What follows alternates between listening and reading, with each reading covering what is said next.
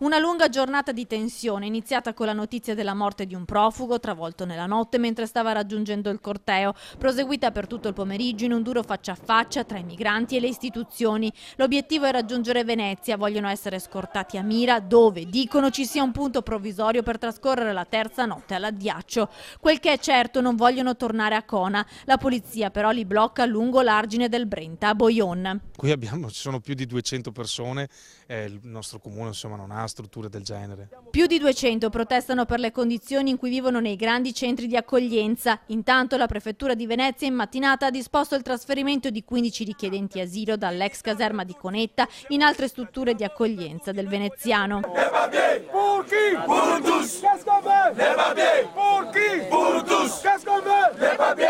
Solo nel tardo pomeriggio l'incontro con il prefetto Boffi, che arriva a Bojon insieme al questore di Venezia. Parlano a lungo con una delegazione di migranti, promettono che continueranno con i trasferimenti, ma per la notte l'unica soluzione è tornare a Cona. I profughi non ci stanno. La questione dunque rimane aperta, ma il patriarca di Venezia ha aperto tutte le chiese della diocesi per ospitare i migranti nella notte.